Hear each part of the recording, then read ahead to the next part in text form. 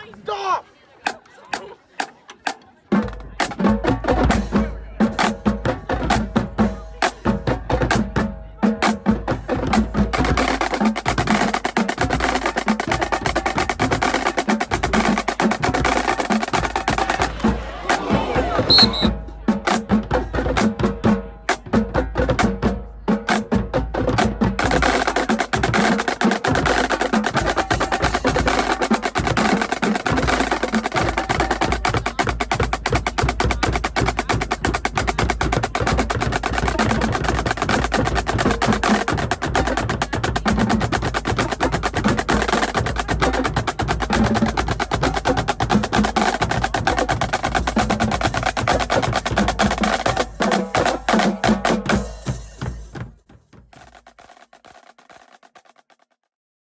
Welcome to Behind the Lines. I'm Lynn Saternow, sports editor of the Herald newspaper, and this is my co-host, Bob Greenburg. He's the sports director of Cumulus radio stations in Mercer County.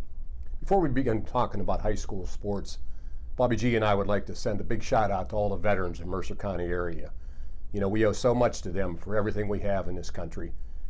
On November 11th, we celebrated Veterans Day, but we owe them much more than that every day of the year. So thanks for your service, everybody. We have another kind of veteran too, Bob. A veteran's football coach, Sharon's Jim Wildman, who's taking his team for the 18th time to the District 10 championship game. It's been an amazing run for Jim Wildman. I was actually looking at some of the numbers before I came on here this morning, and it's hard to believe, but Jim Wildman was the head coach of Sharon when Sharon made their first ever District 10 championship final back in the inaugural year of the tournament back in 1985. And now, 33 years later, he's coaching another team into the District 10 finals. It's one of the more amazing runs. I know there was a 11-year stint where he took off. He wasn't coaching, but still, what he's been able to do 4 years in a row now, back to the championship game, his legacy is pretty incredible. It certainly is. And it's going to be interesting this weekend. You know, Grove City handled Sharon the first time around, but I think it's going to be a little bit different after what we saw last week. Well, I agree. I think when you have a rematch, first off, the second time's always benefits the underdog, because in most cases the team that's favored to win, Grove City, after we won 42-9, clearly won't try to change anything up. Sharon now will at least have some idea how to deal with the speed of Grove City's offense. I talked to Jim Wildman last night, and he basically said that the communication problems they had in that first game won't happen again Friday night. And I think the shock and awe of that fast break offense is something that is hard to simulate the first time, but Sharon will be much better prepared, I think, on Friday night. And what a great group of athletes on those two teams. You know, your quarterbacks, if you're on the sidelines, say you have a pickup game, who do you take? Brady Callahan, quarterback of Grove City, or Lane Voidick, quarterback of Sharon? If you have a running back, who do you take? Pile-driving Jordan Wilson, or some of the speedsters that they have, or the strength of Tyler Greer? It's tough. And I think that this game is a microcosm of the new era we have here in high school football, with the passing era that we're living in now. And Lane Voidick is going to go down, if he stays healthy, as the most prolific passer in Mercer County history. He's going to shatter all the records. Brady Callahan has had an incredible 2-year run. He has 2,500 yards passing this year, and it's just the younger coaches. Sharon's offense led by Mike Schneider, who is a quarterback. Sam Mowry runs the Grove City offense. He was a former quarterback, and they have really upped the ante, if you want to say, in the technology of football, using their athletes, and it's paying off now for both of those programs. And also, one of the things, though, like you say, it's a new era. The passing technique is different. They throw a 6-inch pass where the wide receiver runs in front, and they just pitch it to him 6 inches. And it actually counts as a pass. If this guy runs 75 yards for a touchdown, it's a 75-yard pass for a touchdown. In the past, they used to hand off behind. But you and I were talking earlier, it's a kind of a smart move. Well, it's no question it's a smart move, because as times have changed, and we've seen it back in your era, not to say you're old, Lynn, but back in your era, when the dinosaurs played. When they first started throwing the ball forward, but the team's now using that forward pass, which is basically a couple inches, and if the receiver / running back or wide receiver, whoever catches it, drops the ball, it's a incomplete pass, not a fumble. So that's the big difference between doing it forward or going backwards. And I know Sharon, Grove City, Herald does it as well. These schools have taken advantage of that little change to the way to throw the ball. Yeah. Now, when I was at Hickory, we ran a single wing. You talk about going back a ways. Wow. Now, I only played my sophomore and junior year because of an injury my senior year. I had hemorrhoids from sitting on the bench. I'm guessing those games back then didn't take 2.5 to 3 hours either. No, they didn't. No. And people were talking about how cold it is right now. I remember it snowing back in October when we used to play. I mean, times change. It's different. Yeah, it was cold. I mean, the weather was rather cold this weekend, and doesn't look like it's going to get much better. Coming up for the PWA and district championship games this weekend. But hey, we got to deal with it. Yeah. And last week, Grove City beat Slippery Rock 26-9, but it was a much better game than when they first met. And Sam Mowry and I, we talked on Monday, and he expected a much tougher game. Rematches, as we talked about earlier, are always a challenge. You see teams, you have another week to prepare for them. You know them as well as anybody. And Larry Wenderoos at Slippery Rock does a wonderful job, and he had his team prepared. Grove City had some adversity, a couple big interceptions in a quarter by Callahan, which doesn't happen very often, but they made the big plays when they have to.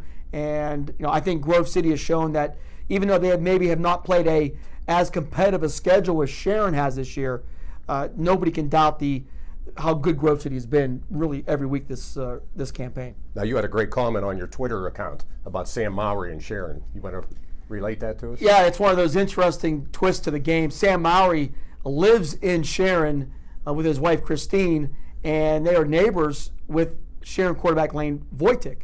So Sam said, I've seen Lane grow up through his entire life, and I joked with Sam, asked him if he had a Tiger Paw sign in his yard, and he quickly said, no, I did not have a Tiger Paw sign in my yard. So, but it's interesting. You have Sam Mowry, the Grove City coach, who knows Lane Wojtek as probably well as anybody. I'm surprised somebody hasn't stuck one in his yard. They are fans. It would be interesting because if his Sam's neighbors don't know who he is or what he does, they may wonder why he's the only neighbor that doesn't have a sign. Yeah. Hey, now, Sharon beat Mercyhurst Prep 29-28. You and I were both at that game. Bobby G, what did you think of that game? Boy, Sharon and Mercyhurst Prep was, not a surprise. It was a great game because they played last year in the District 10 title, and Sharon won. It was a thriller a year ago. A lot of the same players were back. A couple players were different on each team, but Sharon went out and it was like Back to the Future. 43 carries for Jordan Wilson.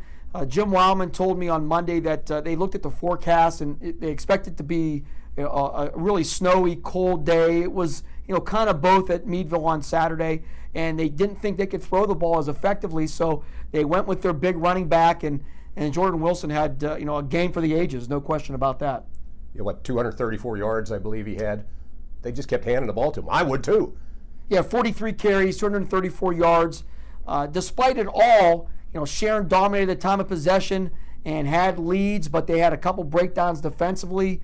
Mercyhurst Prep actually took the lead in that game, and then finally at the end, Lane Wojtek scores with about 7 minutes to go to give Sharon the lead back, and then Trey Jones eventually seals the game with a late interception. But it was one of those games that if you were a fan, you got your money's worth. It's the best game I've seen this year, I believe. There were so many blowouts this season because of the 6 classes. Sometimes the really good teams are playing teams that aren't really good. But this one, it was a matchup of 2 very good teams. Mercyhurst Prep came in 5th or 6th in the state.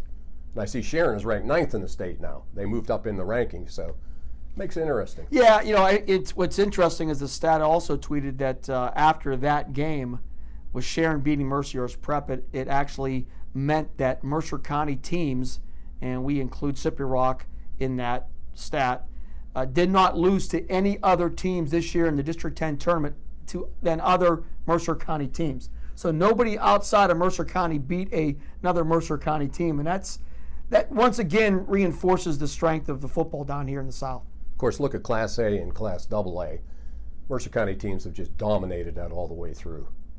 Yeah, not much has changed, and I think it's a combination of, and we've talked about this before, we have a lot of great athletes. We have a lot of great year-round programs, but in most cases, our coaching staffs and the head coaches have, they've been around a lot longer, and their experience and their assistants and the booster clubs and everything that goes into a successful program have been much more consistent down here in Mercer County.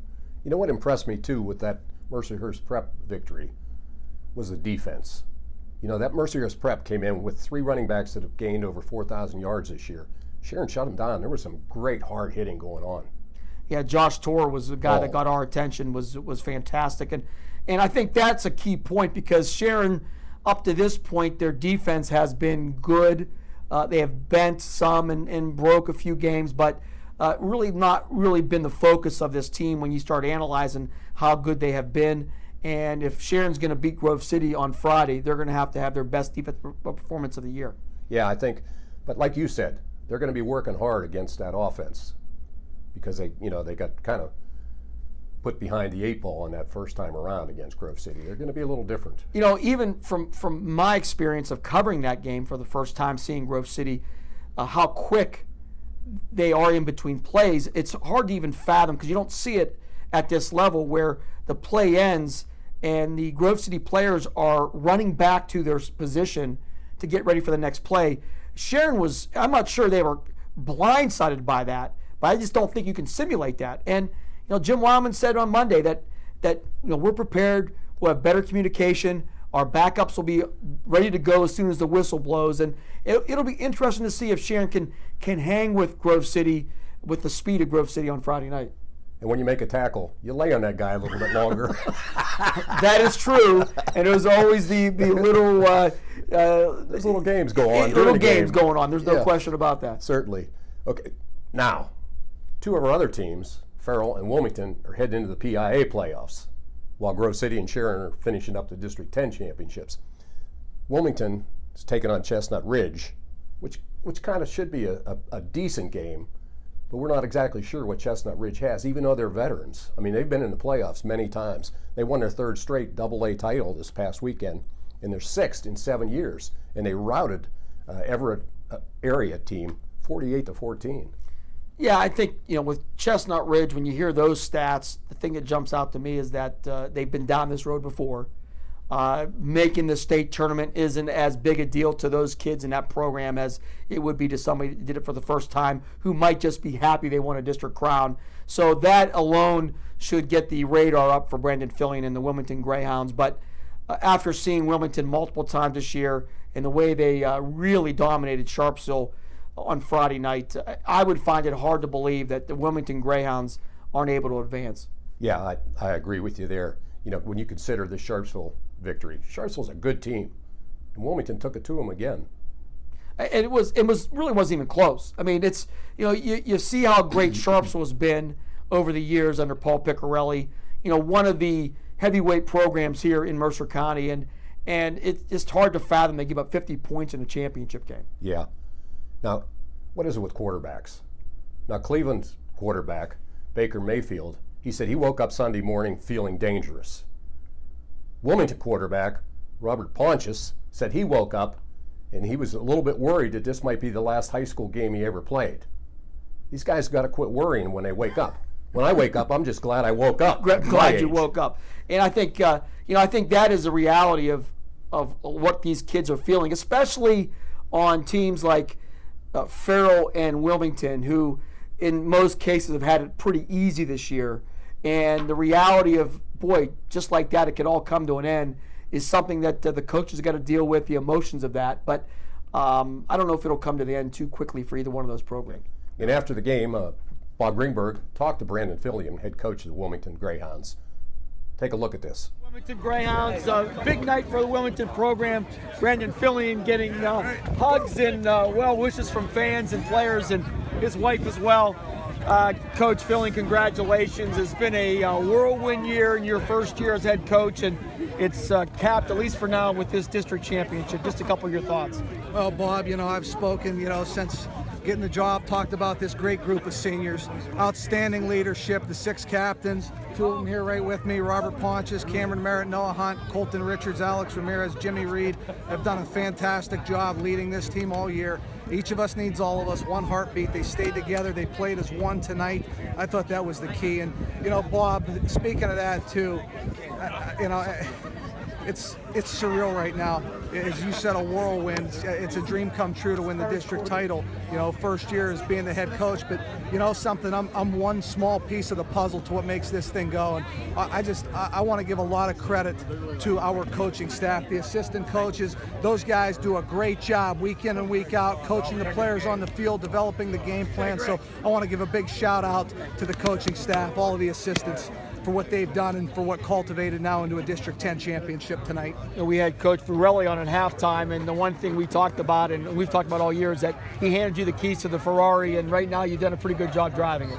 I'll certainly appreciate that, Bob. You know, we've got a team vision. The kids say it every day. We're trying to glorify God in the pursuit of earning a degree, building lasting relationships, and competing for football championships. And every day that, you know, I walk into school and after, you know, teaching, go to the practice field, we try to focus on our vision every single day. And, you know, definitely a fortunate situation. I'm very blessed to have been given this opportunity. Let's talk about the game. You got off to a great start. You got the ball and really never looked back. It wasn't like the first game when you guys went back and forth.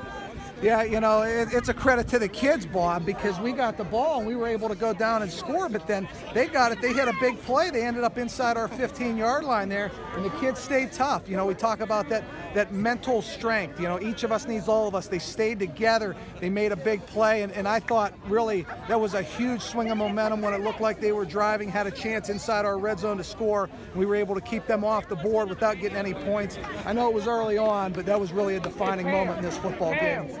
One stat that Professor Briggs came up with, you've had 12 different guys score touchdowns this year running the ball. That says a lot about the depth of this Wilmington offense. You know, it really does. You know, it's a deep team. The young guys, you know, they follow the leadership set forth with the older guys. They understand the scheme. They understand the system. So, you know, 12 guys, wow, I wasn't aware of that. That's a great stat for us as a team and a program moving forward. And we saw some wrinkles tonight. You putting number 18 out into formation and almost had his first touchdown catch, but I'm sure that'll be one you'll talk about. But just talk about some of the wrinkles you brought in tonight. Well, the thing about Robert and Cameron is, you know, they're special players, you know, and they just give you opportunities to get as creative as you want. I mean, you know, we've seen Robert throw the ball, run the ball, and tonight we just liked his height and felt he'd be a good matchup out wide, so we were able to shift out there, and we're very fortunate. You talked about the depth of running back, but you put a kid like Kalen Bender in there, and boy, he throws a nice football, and you know, he's a sophomore, so thought that we were able to get a good matchup there, and Robert, Kalen, our offensive line holding up, really took advantage of that. Well, the old broadcast was jinxed in the pregame show, and I brought up the lack of penalties down the stretch, and you had a slew of them here tonight. I know that was frustrating. Yeah, you know, hey, again, we're trying to control the pre-snap penalties. I thought we did a good job, again, with the pre-snap penalties. It's the, you know, some of the during play penalties, but that's something that we'll talk about in the film session, and, you know, we'll continue to work on that as we move forward into the state playoffs. And now you face, it looks like Chestnut Ridge next week. I'm sure you don't know much, but what do you know, if anything? Chestnut Ridge is a great program, Bob. Year in and year out, they're always there. It seems like they're always in the District 5 championship, if not winning it. You know, they're a program that has tradition, that has a rich history. So we're going to take them extremely serious, have a lot of respect for that team and that program. We'll get the films exchanged and take a look and try to formulate the game plan, but we're excited for the challenge and the opportunity to play our first game in the state playoffs. Well, enjoy tonight, enjoy the week. Okay, now we talked about quarterbacks. Pontius does a great job down there, but they have some great other athletes too. This kid from Chestnut Ridge that they're going to be facing, Logan Pfister is his name. He's only a sophomore, but this last game he passed for 120 yards on 7 of 8 passes, and he ran for 155 yards. That's a pretty good number for a sophomore. No question. And the challenge for Chestnut Ridge is, as we've seen all year, is can they match the Wilmington offense and defensive line? You know, outside of Herald, nobody's been able to compete at all versus Wilmington. And if Chestnut Ridge can compete and win some of those battles, then they have a shot. But not many teams have been able to do that this year. Well, the Greyhounds they're aptly named because of their speed. Cam Merritt and some of these other players, they're pretty solid. You know, Cam Merritt, Ethan Susan was our player of the game on Friday night, and he's a sophomore, very quick. They got a very good receiving core. Junior McConaughey made some big catches. Wilmington has got all the pieces to the puzzle. Veteran players, big physical offensive and defensive line, and I think the one stat that we talked about, which is amazing, you think about it, you combine all of their starters and the letters that they have won, I think it's 47 letters out of the 22 starters. So that means they're averaging 2 letters per player, which means they have tons of game experience. This is a team that made it to the state championship last year, and that experience is very valuable at this time. There's no doubt about it. They know what it's like to be in close games. Even though they've roared through everybody this year, like you say, this postseason experience is what really counts because they have a little closer games before they get down to the state level. And that wing T offense is kind of the secret weapon because not a ton of teams run that type of offense now. You rarely, if ever, practice against it, and Wilmington runs it as well as anybody. And Robert Pontius, we talk about him a little bit. He almost accomplished a rare feat Friday. He threw a touchdown pass, ran for a touchdown, and almost caught a touchdown if it wouldn't have been called back on a penalty, which would have been as rare as it gets. His ball faking ability separates him in my mind. He's done it for 3 or 4 years, and that is hard to defend. When he ball fakes as well as he does, it really puts the defense on their heels. In my career, any touchdown would have been rare. Now, Farrell. Let's swing over to the Farrell game. Last week, they beat West Middlesex again, handily. They're just that much better a team. But I think, can any team play with them? Well, first off, congrats to West Middlesex. Oh, no doubt. To go from 2 wins to 9 wins, play for a district championship under a new head coach, just a fantastic year. Kind of brought the pride back to that community, and it's a very sports happy and minded and supportive community. So congrats to the Big Reds on what they did this year. Nothing to sneeze at.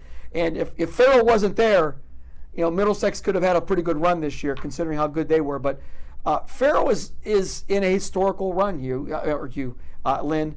4 District 10 titles in a row, never happened before in their school history.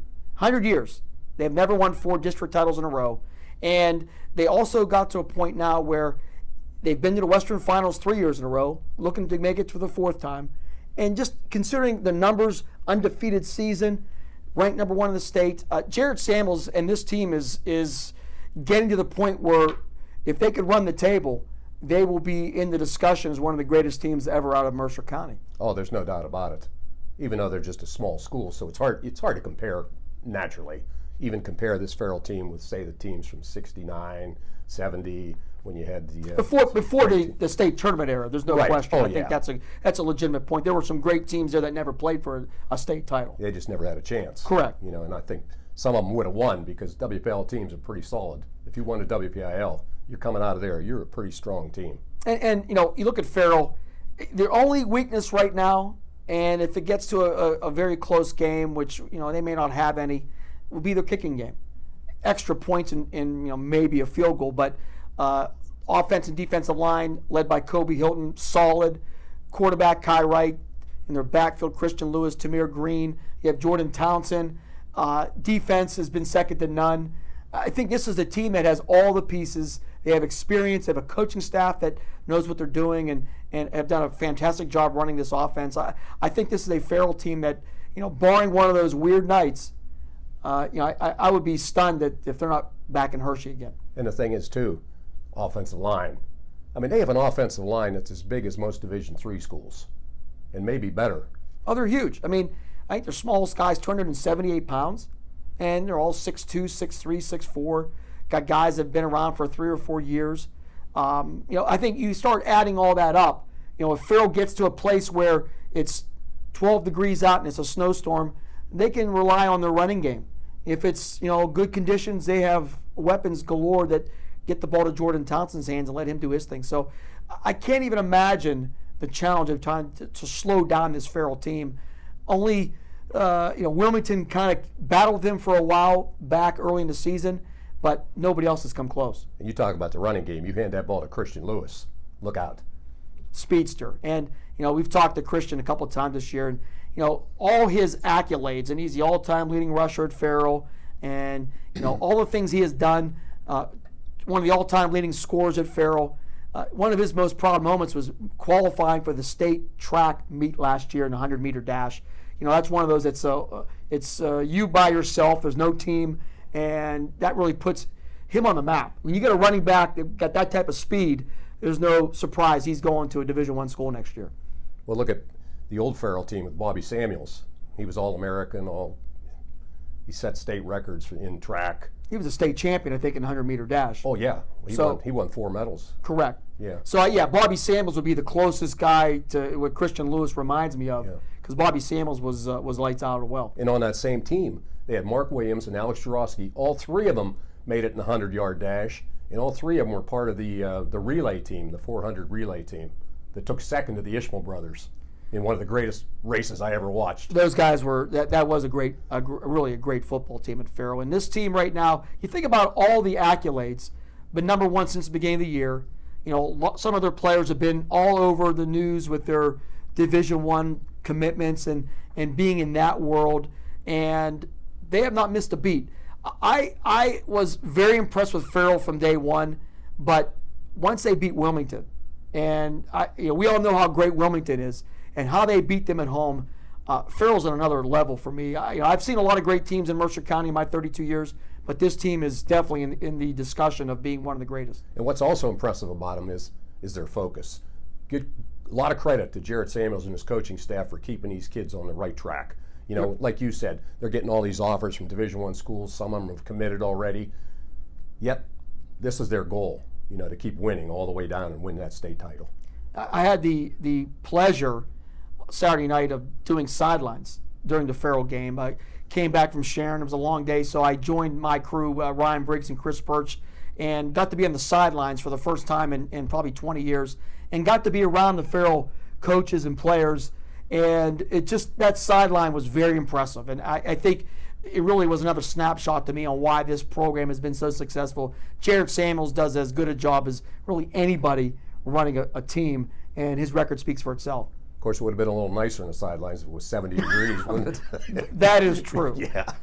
Now, how about, they're taking on Shade. And a lot of people haven't even heard of this school, but this is the first time they've ever won a district title. They won the District 5 Class A championship. They beat Conemaugh Township 36-14. They have this quarterback, Brady Fry, who's one of the top quarterbacks in the state. He passed for 270 yards last game, 24 of 28. He ran for 94 yards and 2 touchdowns. On top of that, his dad's the coach, Don Fife. Can they stop him? Well, and I tweeted his stats about a week or so ago. He's got, I think, over 8,000 yards passing, 3,500 yards rushing. Just an incredible, two-dimensional athlete that you don't see very often. He's also a 2-time All-State basketball player. Right. He's 6'4". The question for Shade will be can they give him enough time to throw the ball? Farrell's defense has been lights out this year, and if he gets time and with the ability to throw the ball, that could be a challenge for Farrell. Farrell hasn't had to defend the pass like this kid very often, so it does add a wrinkle to the game, but I think Farrell's defense and their line should have a pretty good night. Plus the speed of Farrell's safeties and their cornerbacks. These receivers haven't played against guys with this kind of speed. And what's the weather going to be like? It's going to be cold again. Right. And and they're playing down in Somerset in the mountain country. So, it could be snow in there as well, and if that happens, that definitely will affect the Shade offense. Yeah, I'm looking forward to that game. I think it's going to be something. It's unfortunate that it's clear down in Somerset, 2 hours away for Farrell fans to make the trek. But they can listen on the radio to catch you. Yeah, we have the game for you on 790 WPIC. Ryan Briggs and Colton Hoffman will have the call. But, the one thing about Farrell, the bad news is they got to go to Somerset. But if they win this game and they come back to District 10 and play the next round, so their fans won't have to travel as far. Yeah, that'll be nice. This is a big weekend for high school sports and college sports this past weekend in this area. The Wilmington Lady Hounds, their soccer team, they were the last remaining soccer team left. And they lost to Freedom, which is no disgrace. That's a powerhouse team. They lost 6-0, but congratulations to them. It was a good year. And another thing I had posted this week about Wilmington soccer, how they have now, with their success should be included with some of the great programs here in Mercer County over the last decade. I think they've won 7 District 10 titles now in a 10-year stretch. And you got the likes of Kennedy girls basketball and Reynolds wrestling who have had that success. They kind of go under the radar. We talk about them, but they shouldn't go under the radar because they've had as much success as anybody now in the last decade. Yeah, it's a terrific program. And also, last weekend, congratulations to Grove City College, retaining the Mercer County Cup. They beat Teal 42-15.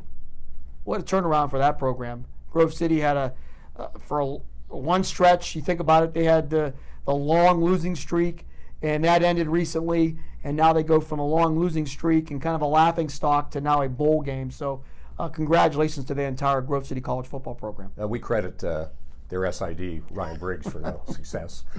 Of course not. Yeah.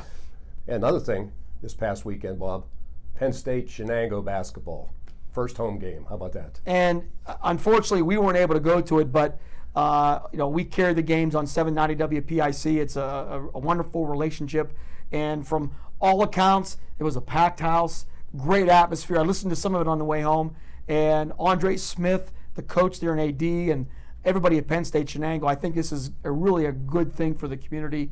Some good basketball. I mean, they have a bunch of local kids in the team, and it's an opportunity now for a local kid who wants to play basketball in college, doesn't want to go too far.